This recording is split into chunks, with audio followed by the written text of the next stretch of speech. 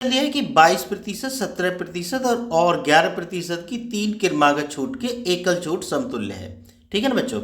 तो मतलब ये एकल छूट बतानी है, मतलब एक छूट बतानी है। एकल छूट का मतलब वो है, ठीक है ना। थोड़ा हिंदी भी थोड़ा समझ ले, है ना। तो देखो लगभग में और उसने आंसर दिया, इसका मतलब पॉइंटों में हमारा आंसर आना है। तो इसके दो तरीके हैं भाई एकल छूट निकालने के। एक तरीका तो ये है कि जो कि बच्चों का फेवरेट है वो सबसे पहले मैं लिख देता हूँ, माइनस है माइनस बी क्या फिर प्लस ए बी अपॉन 100। अब ये ए बी क्यों आया भाई, ये माइनस में क्यों है? देखो छूट हमेशा माइनस में लिखना, ठीक, लिख दिया माइनस में। लेकिन जब ए और बी की हम गुना करेंगे माइनस की तो क्या हो जाएगा, प्लस हो जाएगा। इस वजह से ऐसा लिखते हैं। तो पहले हम क्या करेंगे, इन दोनों पदों को ले लेंगे और जो आएगा फिर तीसरे पद को ले लेंगे। एक तरीका तो ये है। चलो पहले मैं इसी तरीके से करके बता देता हूँ, फिर मैं अपने वाले तरीके से बताऊंगा, उससे भी तुम कर सकते हो जो तुम्हें पसंद आ जाए। ठीक, तो देखो अब इसको हल करो जरा। तो 22 minus 22 minus 17 plus A B है ना। तो 22 गुना 17 बटे 100। हल करो जरा इसे, तो कितना हो गया 39 माइनस का, ठीक है बच्चों। और प्लस 7 दूनी 34, 7 दूनी 34 और 3 कितने हो गए 37 बटे 100। ठीक है, 100 का भाग कर दो इसमें। तो माइनस का तो 39 आया और प्लस का कितना आया भाई 3.74। भाई 2 जीरो है तो 2 दशमलव यहाँ लग गए। ठीक है, अब क्या है भाई, देखो ये माइनस का और ये प्लस का किसके ज़्यादा है, माइनस के ज़्यादा है। चिन्ह तो माइनस का आ जाएगा, बाकी घटा दो इसको, है ना।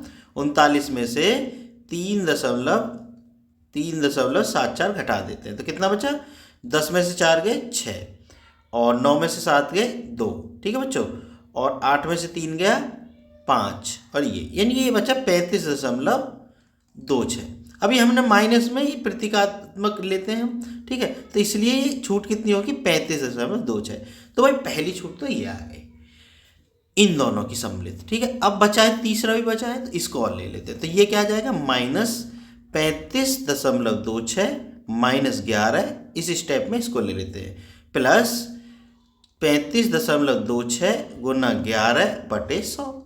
ठीक है, इसको आगे हल करो बच्चों। तो ये क्या आ गया भाई, ये आ गया माइनस, इनको तो सबसे पहले जोड़ लो दोनों को, 35 और 11 कितने हो गए 46 हो गए, माइनस 46.26 प्लस 11 गुना कर दो, 11 छिक्का 66, 11 दूनी 22 और 6 कितने हो गए 28, 11 पंजे 55 और 2 हाँ दशमलव भी लगा लेते हैं, है ना। 11 पंजे 55 और 2 57। ठीक है ना, 11 33 और 5 कितने हो गए 38, ये आ गया बटे 100। ठीक है बच्चों, तो 2 जीरो हैं, 2 दशमलव और खिसक जाएगा तो ये 3.87 आएगा। इसको 3.88 भी कर सकते हो क्योंकि यहाँ 8 है ना, इस वजह से एक बढ़ा के लिख देते हैं, तुम लोग पता होगा जैसे। ठीक है, तो ये कितना का माइनस 46.26 प्लस के 3.88 लिख लो। ठीक है, अब देखो ये माइनस के हैं ये प्लस के हैं। ठीक है, तो चिन्ह तो माइनस का आना है, लेकिन ये दोनों आपस में घटेंगे तो 46.26 में से 3.88 घटा लो।